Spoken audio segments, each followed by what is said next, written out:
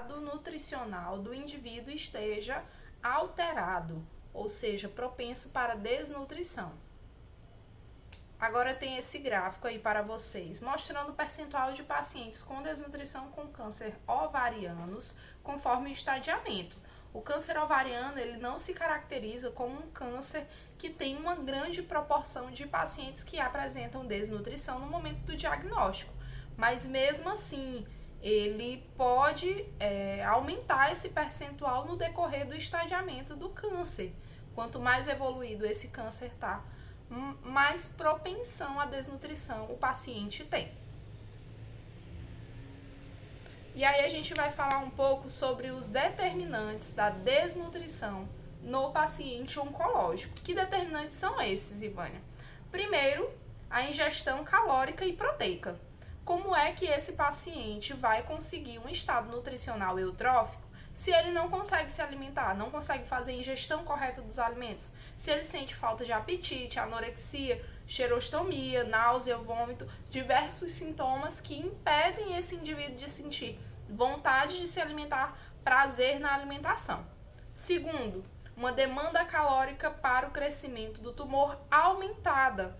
Isso aí recai sobre o próximo ponto, que são alterações metabólicas provocadas pelo câncer.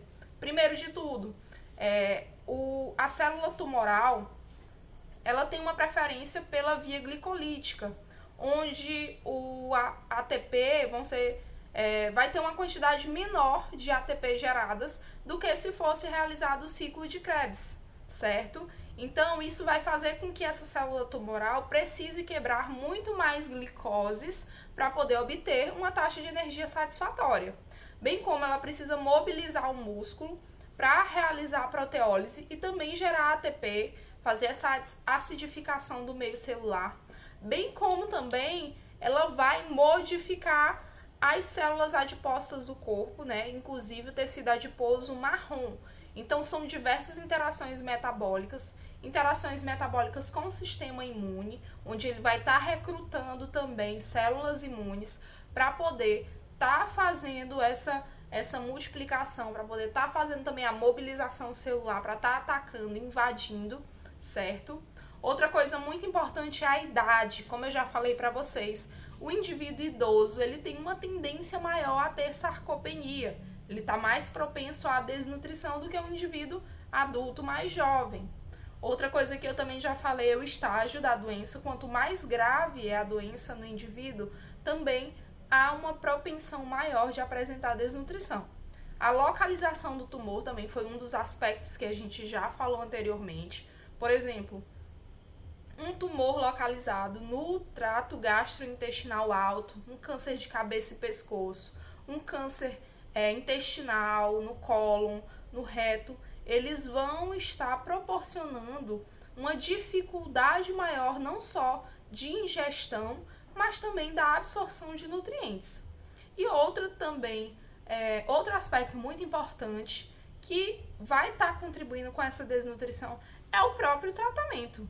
A depender do tipo de tratamento que o paciente está realizando, ele vai sentir determinados sintomas. E isso pode fazer com que ele tenha mais propensão à desnutrição, assim como o aumento também da demanda energética desse paciente. E aí a gente tem uma parte muito importante a ser falada aqui, que é o rastreamento da desnutrição no paciente com câncer. A gente vê que a avaliação rotineira do risco nutricional nos serviços da nutrição clínica. Isso é uma coisa que vem sendo falada lá no consenso de nutrição, que foi elaborado pela Sociedade Brasileira de Nutrição Oncológica, né? Essa avaliação, embora seja muito importante esse rastreamento e triagem dos pacientes, não é realizada em todas as instituições, ainda está longe de ser o que deveria ser. E aí a gente tem que ter uma conscientização, um reconhecimento precoce e o tratamento precoce. Aqui eu posso também chamar um pouco da atenção de novo para a equipe multiprofissional. Será se quando esse paciente chega no hospital especializado, ele se depara com a equipe multiprofissional, ou ele é direcionado somente a profissionais específicos naquele momento? Será que se eu encaminhar esse paciente para o nutricionista de maneira precoce, ele vai ter mais oportunidade de ter qualidade de vida? E a resposta com certeza é sim. O paciente ele só tem a ganhar com a equipe multiprofissional. Isso já foi atestado e comprovado por diversos estudos, né? E aí a gente vem, né, logo em seguida a falar do segundo aspecto, que é a triagem nutricional. Logo mais eu vou estar abordando para vocês qual que é a triagem nutricional que tem um resultado melhor para o paciente oncológico, que é a ASGPPP.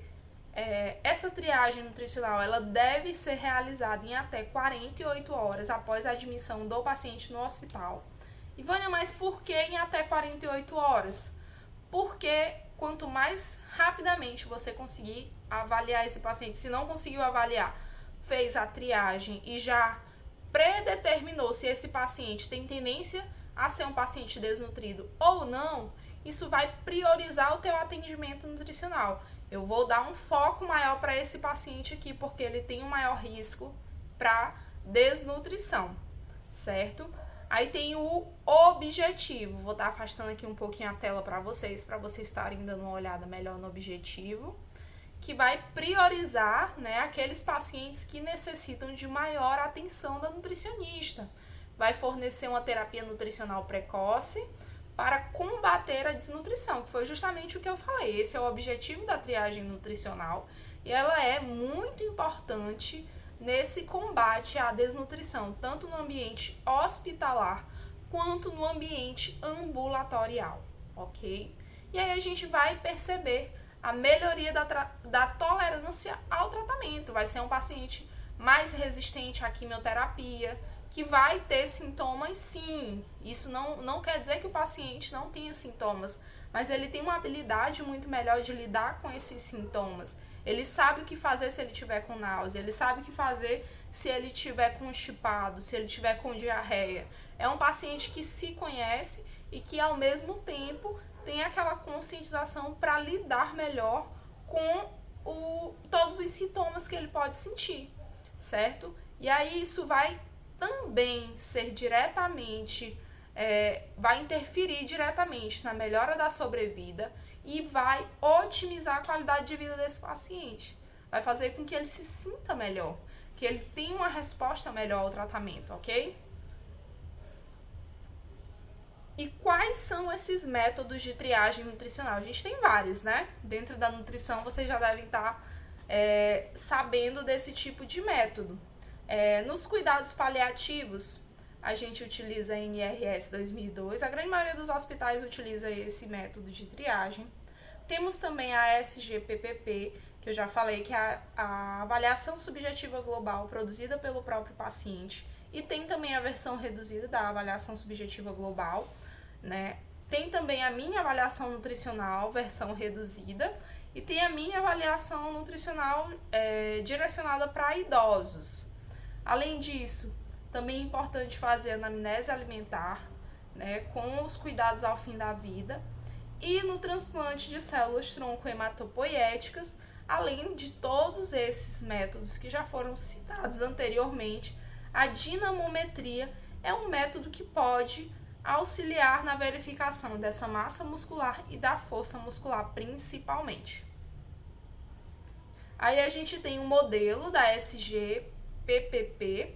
Essa parte aí que eu coloquei para vocês é uma parte da avaliação que é produzida pelo paciente. Se o paciente não tiver a capacidade de preencher, claro que você pode estar preenchendo por ele, porém você deve ser, né, um avaliador mais neutro possível nessas respostas do paciente, não deve interferir naquilo que ele vai te dizer. Mas o ideal é que seja produzido mesmo pelo próprio paciente. E aí ele vai falar sobre o peso, se ele teve uma perda de peso não intencional nos últimos 6 meses, nos últimos 3 meses. Vai falar quais são os sintomas que ele está sentindo, como é que está a ingestão alimentar dele, se está normal, se está menos que o normal. E ainda tem o aspecto né, dessa ingestão alimentar, se é apenas líquido, se está melhorando pouco. E aí a gente vai falar também sobre a atividade e a função. Como assim, Vânia, atividade e função? Se ele está conseguindo realizar as atividades dele normalmente, a caminhada, as atividades mesmo domésticas, cotidianas, e aí esse somatório de 1 a 4 é realizado e colocado aí nessa caixinha. Essa segunda parte que eu estou mostrando aí para vocês, ela é preenchida pela equipe multiprofissional. Pode ser o médico, pode ser a enfermeira, pode ser o nutricionista, aquele profissional que estiver disponível para estar preenchendo essa triagem nutricional, né? E aí a gente vai ver a doença, né? Se for uma doença grave, no caso do câncer, vai ter uma pontuação. A idade desse paciente, se for um paciente idoso com mais de 60 anos, a gente já coloca aí também. A demanda metabólica, né? De acordo aí com o anexo 3, o exame físico de acordo com o anexo 4. E aí a gente vai ter a avaliação global. Como a gente está vendo, é uma avaliação subjetiva, não é? A gente tem a pontuação, mas você vai estar verificando visualmente se esse paciente é um paciente bem nutrido ou se ele tem risco para desnutrição.